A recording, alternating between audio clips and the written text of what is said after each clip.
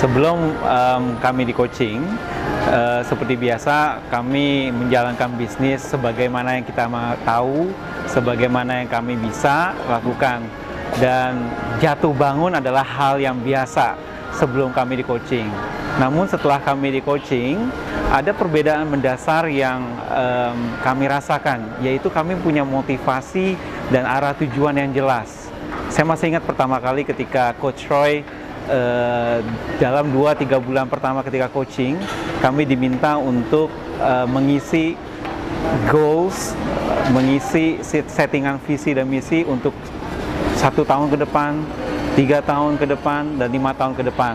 Dan ketika kami mengisi itu semua, itu yang membuat kami tahu dan sadar bahwa oke, ini bisnis ini 1 tahun dan 3 tahun ke depan nih mau dibawa ke arah sana.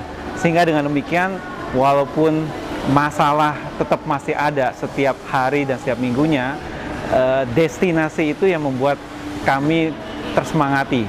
Dan itu yang akan menjadikan kami fokus untuk kedepannya. Jadi kalau ditanya sebelum dan sesudah, of course kita merasa sangat terbantukan dengan coaching dengan Coach Roy.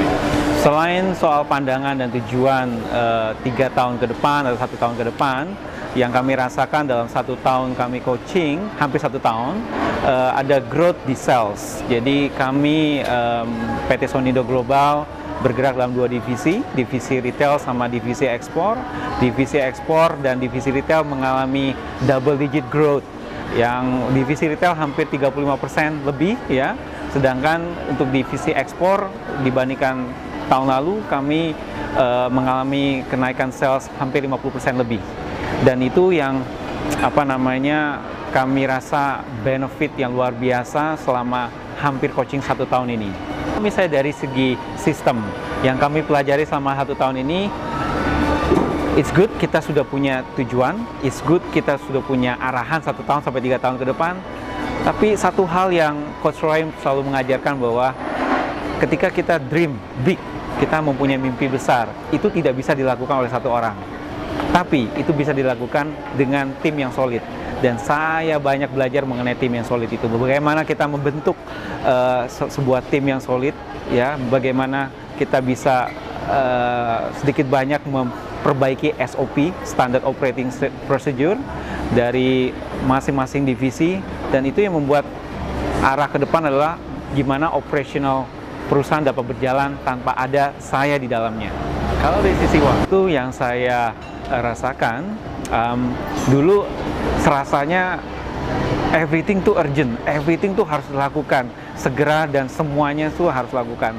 Tapi saya rasa semenjak 6 bulan pertama ke atas gitu ya, saya baru bisa mengenjoy yang namanya family time, weekend dengan keluarga total gitu ya.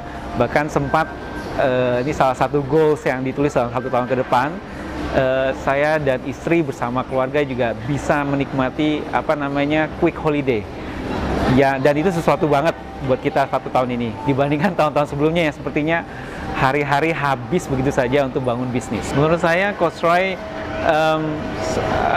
seorang coach yang I would say kreatif idenya, terus yang kedua adalah fun at the same time, terus yang ketiga kaya akan pengalaman. Dan yang terakhir, Coach Roy termasuk coach yang membalancekan atau menyeimbangkan antara kehidupan bisnis dengan kehidupan personal. Ini yang mungkin di poin terakhir itu yang agak jarang ditemukan antara seorang coach bisnis dengan coach yang lainnya gitu. Jadi I found Coach Roy cukup nyaman ya. Dari beberapa kali sesi saya merasakan koneksi ataupun chemistry yang nyambung gitu ya. Dan beberapa masukan-masukan daripada Coach Roy aplikatif, simple, mudah dilakukan. Konsep family yang diajarkan oleh Coach Roy ataupun disisipkan, itu saya masih ingat ketika kita bicara dalam 2-3 bulan pertama. Itu kalau nggak salah judulnya alignment. Bagaimana seorang suami dan istri dalam membentuk suatu bisnis tersebut itu mempunyai pemikiran dan konsep yang sama. Pertama kami pikir, ini kok 2-3 bulan kok talking about family, bagaimana saya tahu tentang cara pandang istri, begitu juga sebaliknya. Saya juga pikir, ini kok nggak ngomong soal bisnis gitu ya. Tapi singkat cerita, sampai 3 bulan pertama itu kita lalui, baru setelah itu saya baru sadar bahwa dibutuhkan alignment, dibutuhkan kesepakatan, kata sepakat antara suami dan istri, khususnya di hal-hal yang big, yang besar gitu ya. Dan ketika kita sepakat, hasilnya itu jauh lebih maksimal dibandingkan kita mempunyai pemikiran sendiri, sedangkan istri juga punya pemikiran sendiri. Selalu ujung-ujungnya pasti hasilnya nggak maksimal kalau beda pendapat terus. Tapi di tengah-tengah seperti itu kita harus coba cari benang merahnya apa nih antara suami dan istri. Kita sepakat akan hal itu, kita eksekusi. Itu hasilnya pasti akan lebih maksimal.